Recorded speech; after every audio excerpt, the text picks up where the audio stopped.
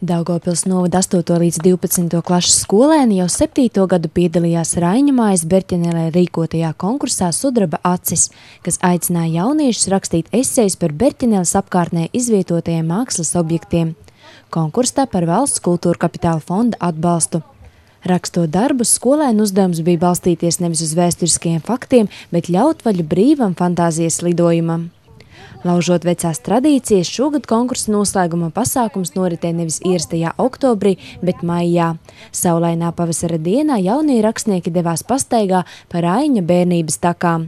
Katram skolēnam tika piešķirts diploms par piedalīšanos konkursā pie tā objekta, kur tas izvēlējās par savas iedvesmas avotu.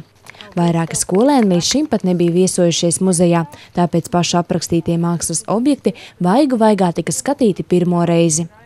Zvans, durvis, aka, mēnesis meitiņa un zelta zirgs. Tikai daži objekti, kas skolēni aprakstīti uz papīra, ieguva jaunas krāsas, atrodot līdzību ar Raiņa aforismu izkalt cilvēkam sudraba acis, ja paskatīties uz visu jaunā gaismā. Kopumā par piedalīšanos paldies tika teikts 22 eseju autoriem un skolotājiem, kuri palīdzēja daļdarbu tapšanas procesā. Šogad aktīvi bija skolēni no Špoģu un Medumu vidusskolas, Taboras un Randenes pamatskolas, kā arī viens pārstāvis no Daugavpils 11. pamatskolas. Darbu vērtēšana notika 8. līdz 9. un 10. līdz 12. klašu grupā.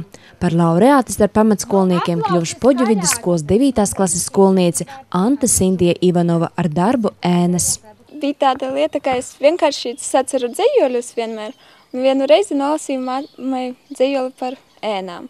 Viņai iepatikās un viņa palūdza, lai es uzrakstu eseju. Ja te ir objekts ēnas. Es saprotu, ka tev vispār rakstīšana patīk. Jā, es pati saceru dzējoļus, man viņu ļoti, ļoti daudz. Jā.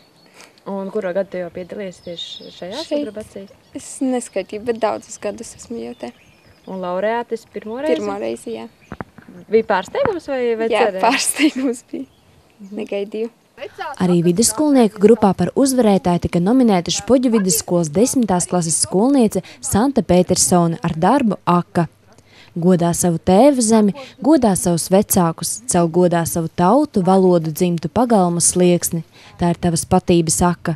Aka, no kuras var smelties dzīves ziņu, sirdskaidrību, mīlestību. Aka simbolizē domu un darba dziļumu, mūžību, svētumu. Turi tīru un svētu savu aku, domas un darbus.